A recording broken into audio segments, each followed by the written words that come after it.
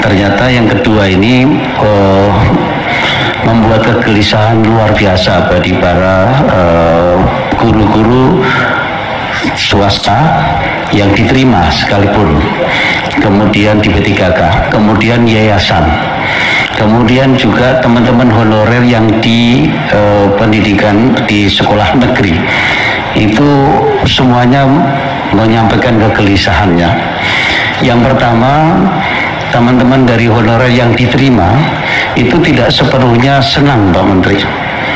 Dia senang separuh, ya bisa diterima dan alhamdulillah masuk.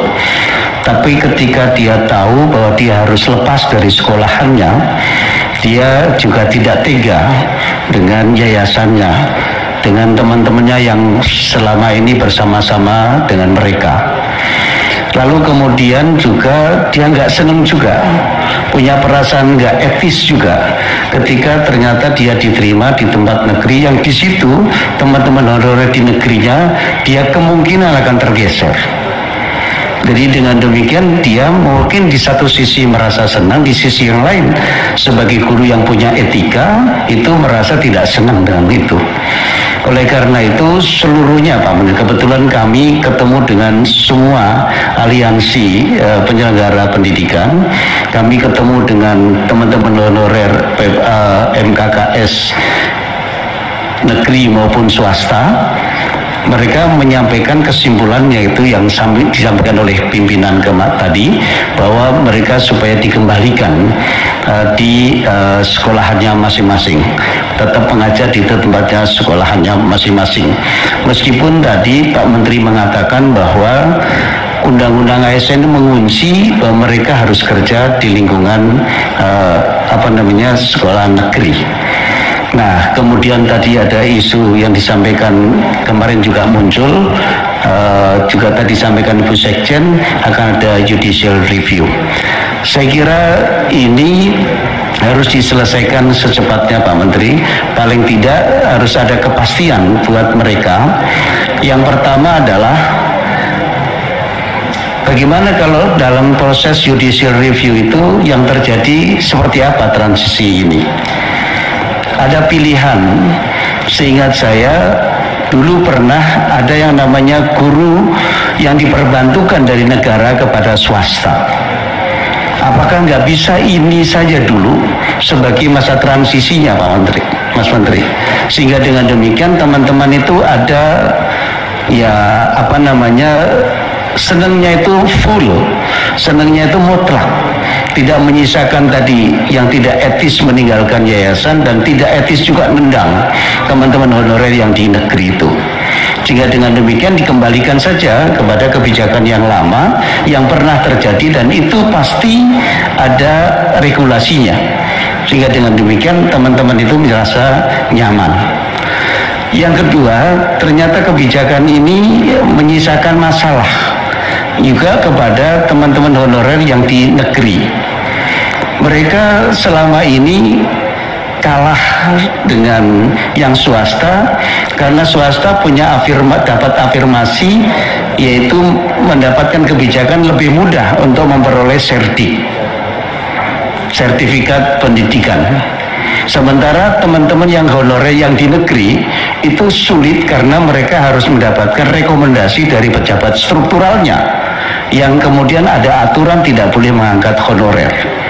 Efeknya tentu saja mereka yang sudah ngajar cukup lama di negeri itu ya tidak mendapatkan sertifikat pendidikan. Karena tidak mendapatkan sertifikat pendidikan, maka mereka tidak mendapatkan afirmasi yang ujuk-ujuk ada 100% untuk yang teman-teman mendapatkan sertifikat pendidikan tersebut. Jadi karena itu kebijakan ini ternyata kok dicicil seperti ini.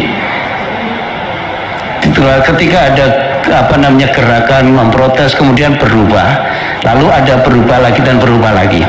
Nah, tapi yang paling ujung yang sekarang ini yang belum terakhir tapi masih ada yang ketiga nanti, itu ternyata menyisakan masalah yang luar biasa sehingga kemarin aliansi penyelenggara pendidikan berbasis masyarakat datang ke sini bareng-bareng plus juga dari PGRI dan lain sebagainya.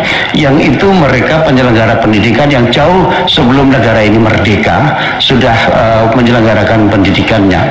Karena itu saya kira ini mendapatkan perhatian yang serius dari Pak Menteri, yaitu masa transisi yang sudah diterima ini kira-kira seperti apa. Kalau kami mengusulkan, oke, silahkan saja ada judicial review, tetapi kalau bisa sebelum ini dijadikan, kembalikan kepada kebijakan pemerintah yang pernah terjadi, yaitu ada guru perbantuan dari negeri kepada swasta, yaitu mereka-mereka yang tadi diterima, dia adalah guru honorer di tempatnya P3K, di tempatnya dengan di swasta, tapi dengan status baru dia adalah P3K.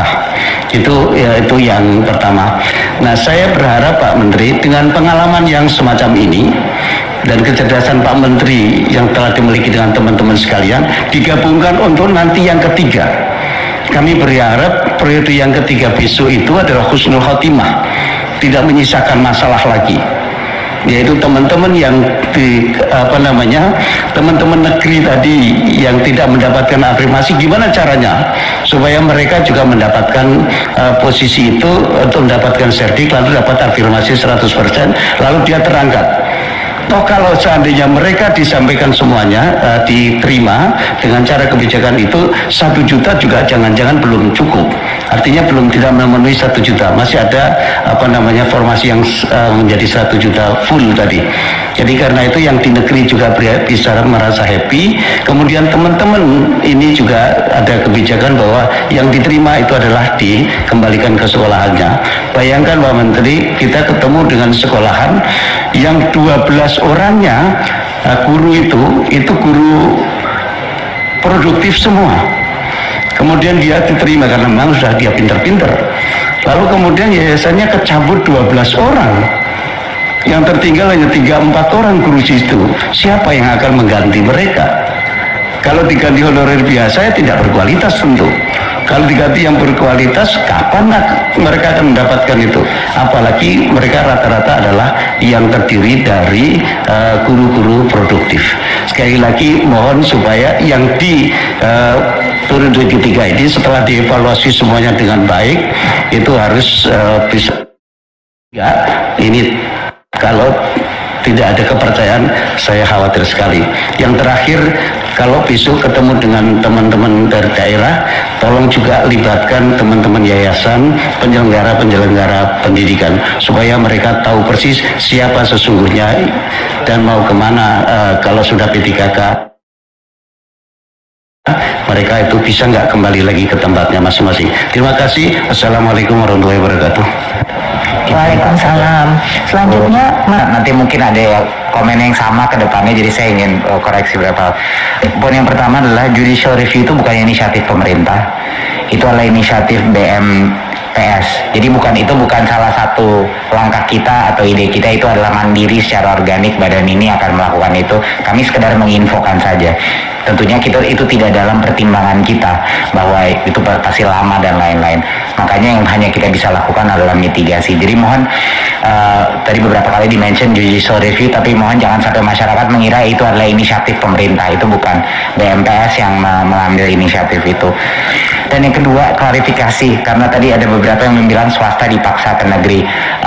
Di dalam formulir aplikasinya, jadinya guru swasta itu hanya masuk P3K kalau dia memang ingin kerja di dalam sekolah negeri. Karena di dalam aplikasi proses setiap guru honorer swasta, dia itu milih di komputer saya mau ke sekolah mana, dan semua itu sekolah negeri. Jadi dia tahu dari awal mereka tidak akan masuk itu kalau dia tidak mengetahui bahwa dia harus pindah. Jadi semua sekolah swasta itu secara voluntary memilih lokasi. Jadi itu yang mungkin saya akan investigasi lagi kalau memang ada yang persepsi terpaksa. Tapi setiap guru ini secara voluntary mereka yang memilih sekolah formasi yang mereka inginkan. Guru swasta pun yang mengikuti ronde kemarin, ronde kedua. Jadinya itu mungkin sedikit klarifikasi bahwa tidak ada pihak yang memaksa ini. Ini adalah terserah dia, kalau ingin menjadi P3K artinya ya dia milih lokasi sekolah negeri. Dan saya mungkin kalau mungkin ada persepsi dari masyarakat bahwa mungkin ada guru yang tidak tahu dia harus pindah, tidak mungkin, karena dia sendiri yang memilih lokasinya di mana di sekolah negerinya gitu. Jadi mungkin itu sedikit klarifikasi dari dua aspek itu. Mohon maaf Pak, saya lanjutkan. Silakan Pak Oto.